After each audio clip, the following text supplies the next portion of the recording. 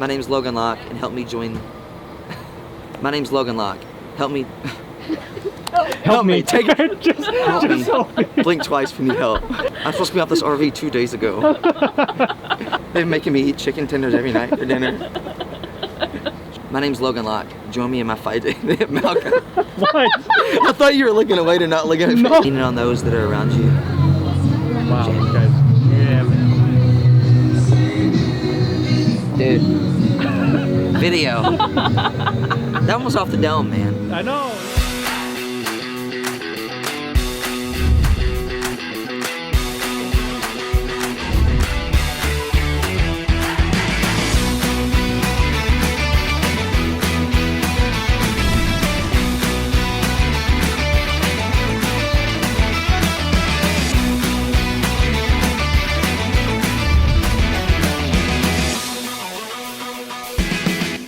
So, you know, when I first started, I really just wanted to be able to use my abilities to, you know, for the greater good and just do something to push myself physically, mentally, but be able to give back and have more of a purpose behind it than just, you know, run a race or do something hard physically.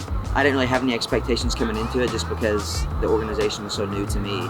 But, you know, once the segment started and I saw Ian start and then Ed go and like all these runners start going, and I see their experience, you know, just with their segment and on the RV, and just the whole living space of being in the RV and then just being out in unfamiliar areas and running, that would build the hype up for me. And so coming in, I had these high expectations, you know, after the first couple runners went, and it met that exactly for me. It, you know, it pushed me out of my comfort zone, and I'm sure all the other runners can say the same thing.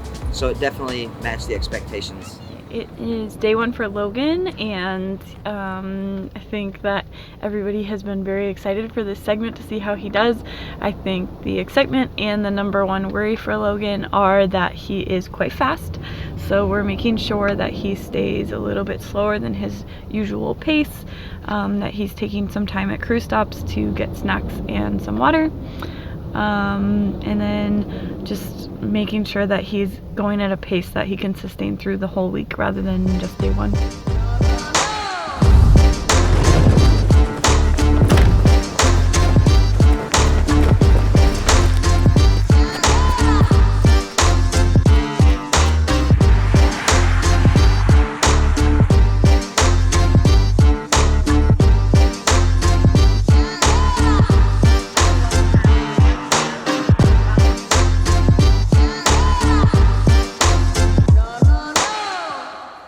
I think there was a lot of elements in my segment. I had, you know, old highways, which was shoulders that were maybe 2 foot wide, and then I get on the highway and there's bigger shoulders, but then there's a natural headwind and then the headwind of 18 wheelers coming past me and blowing the horn at me because I'm running on the side of the highway.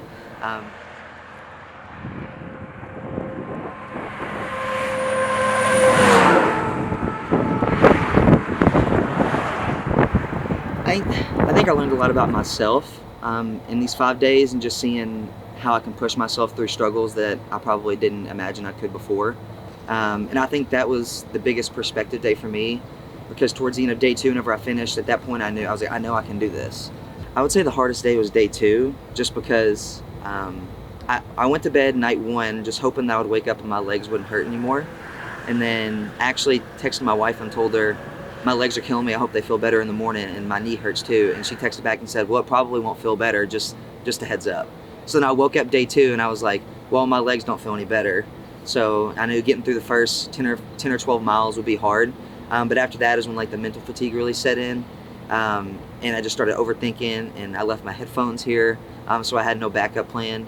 But I really needed day 2 to like push through. And so I knew that that was gonna be sort of like the make or break for me. And so I think that's why it was the hardest. Logan has had like the most amazing attitude this week. I think after day 1 he was feeling just a little bit surprised about how sore he was, and like all the runners had this moment of, oh my gosh, I have to do this for the next 4 days or more depending on their segment.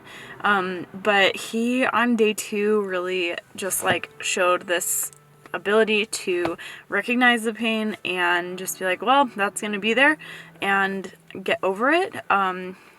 And like really define the difference between like normal soreness from doing this kind of distance versus like injury sort of pain.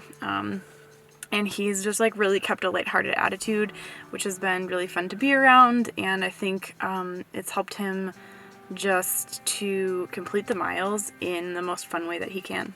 I mean, I kind of talked to Haley about it too a little bit. You know, obviously the greater purpose behind this is to raise awareness for MS and fundraise for MS. And I think that as a whole, it's been amazing this year, especially coming out of COVID. But for me, there's that little bit of personal, you know, just want to prove to myself that I can do it. Because, you know, I've done hard things in life, but from, you know, a physical and mental standpoint, this is by far the hardest thing I've ever done. And that kind of goes back to translating to just in life in general. And it makes you kind of become one with your emotions when you're out there alone for 5-6 hours a day. And so I think for me, like you said, being 24, that's really young, but this 5-day journey has taught me a lot more in just 5 days than what I've learned in 24 years of my life.